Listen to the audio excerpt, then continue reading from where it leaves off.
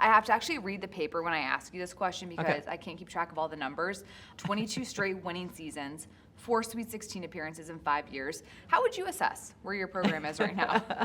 I think it's healthy. I think it's in a really good place. And, every season is different. It's unique. I think that's what's I love every team. It's like putting a puzzle together with the returning pieces as well as who's new. So I love it. I'm just as energetic and excited about this season as I have been every year. Coach, we got to talk about it. Year after year, with how crazy college basketball has been, you still find a way to build these unbelievable rosters. You're recruiting the transfer portal. You bring in Lucio Kanawa from Duke. You bring in Yarden Garzone from Indiana. How have you been able to sustain this level of recruiting consistently? Well, I'm fortunate that I've always loved to recruit. I have an unbelievable staff that also helps me within all of the unknowns now. But I think just being able to adapt, I think when you have a growth mentality and you just want to continue to evolve, and I think that's what we've tried to do. And I think we've been able to, identify, what we need year in and year out. You have to have some luck as well, but I think when you work hard, those things kind of fall in place. And with the current landscape of basketball, and like you did this last year even, you have a bunch of new pieces in, but you all click so quickly on the floor early on in the season, and then you build that momentum throughout. How are you able to find that type of chemistry early on, and why is that so important for success and longevity? It's really important for us in our program. I think you always want to maintain your culture, which I think is really hard to do nowadays with the landscape changing so much. But I know that we're really intentional as a staff and a program to really start working on that chemistry and their bonding from the moment they step foot on campus in the summer. So I credit this team this season, unlike, they kind of remind me, which is a great thing, of our national championship team that we had in '06, because they have really formed their own bonds early on their own. I mean, we haven't had to do a lot just because they spend so much time together and love being with one another. So that always is a really good indication when you have a player-led locker room and you have players that take that ownership. So glad you brought up the '06 national title team, because that was literally the next question I had for you. How do you get back there? What does that take in order to literally go the distance? It's really harder and harder. I think you reflect back on if anyone could do it. I mean, that's why there's only been a handful of about 12 teams that have ever won a national championship, because everything has to line up. Your talent, you have to have, the bracket has to be favorable, and you have to stay away from injuries. And so for us, it's just continuing to understand the process and putting your head down and going to work and just day by day, and letting it unfold the way. But when you have a roster that has the talent, I mean, you have to start there and then have everything else line up. What can we expect the identity of Maryland basketball to be this season? I'm really excited because we're going to be able to play even faster than we have in the past. Clearly, we love to get up and down, but I think we'll be able to get back more defensively to, our full court, our half court.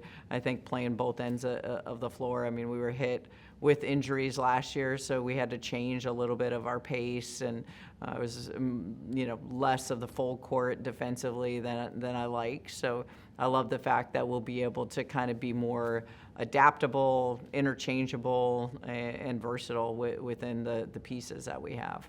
Looking at the Big Ten as a whole, why is this the best conference in the country? It's by far the best conference in the country because it's going to prepare you every single night.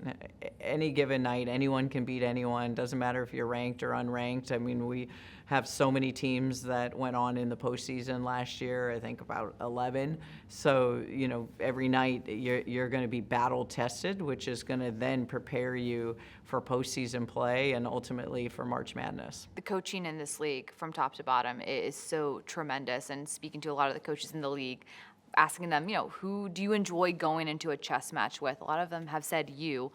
When you look at, the landscape of going to these games, like, are there any coaches in particular, maybe like you go in knowing this is going to be a true chess match? I think every single game is a true chess match because like you alluded to, every coach can coach here. Like, you would not be in the Big Ten Conference, and there is not one team that I go into being like, oh, this is going to be an easy game, because everyone has great players, and they know how to adapt come halftime within their own team. So I think just it makes me better every single night that I go into a game, as I know I'm going to go against one of the top coaches in the country. You also have had some of the top players in the country that we're now seeing have successful careers in the WNBA. What does it take in terms of teaching players at this level to make them great pros at the next?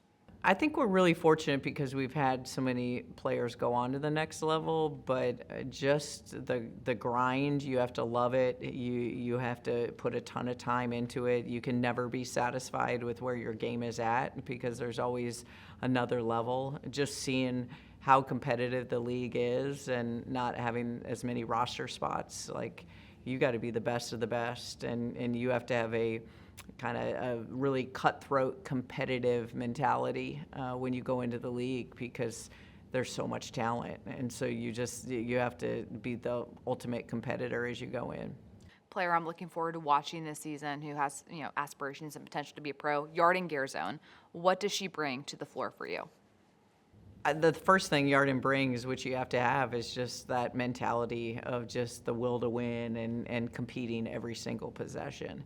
And Yarden already is so talented from her ability to score.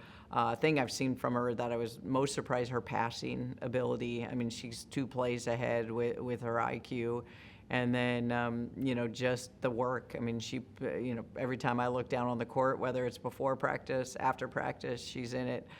She spends a ton of time in the gym working on her craft. Oluchi Okonowa is going to be a name we're going to be saying a lot this season. What does she do that makes her so special? Oluchi is just full-on energy from the moment she steps foot on the court, and that's on both ends of the floor. Like, she's going to extend, she's going to be able to pick up full court, and then she's going to wreak havoc. You're going to feel her presence on the defensive end as well as on the offensive end. She can get to the rim, she can score it, and she can get on the glass. I think, for someone that is so quick, I mean, you're really going to feel her presence on both ends of the floor. When you look at the way the Big Ten has expanded, adding in USC, UCLA, Oregon, Washington, but particularly USC and UCLA coming in and being as dominant as they have, how do you stop teams like that have kind of sat at the top of the game last season? Yeah, I think, just preparing your roster. I'm excited for us this season to be able to go out and play at USC and UCLA. I think the more times your teams play one another and they can understand that rhythm and be able to get comfortable going against it. And then I think they do a phenomenal job, though, preparing you for what it's going to look like out ahead for postseason. Who's the player of the year in this conference, in your eyes? I can't pick someone on my team. You can pick whoever you want. I would definitely say the player of the year right now is Lauren Betts. 6'7", nobody has that matchup, and I think from her end, I mean, she's done a phenomenal job of just the presence that it takes for you to be able to have to stop her as well as the rest of the team. You said, can I say one of my own players? Who is going to be in the conversation for player of the year come March? Oh, I mean, that's a toss-up on our team between Yarden Garzone and Kayleen Smeichel. So, it's a great problem to have. And last but not least, Kayleen Smeichel fit in beautifully to your system last season. How has she elevated her game this year? I think the beauty of Kayleen Smeichel is that she just has not been satisfied with her game. I mean, she already came in as an elite scorer, but the challenge that we've presented with her between her defensive ability as well as her assist to turnover ratio are 2 areas that she's really just honed in on and really knows that she has to have to be elite for the next level.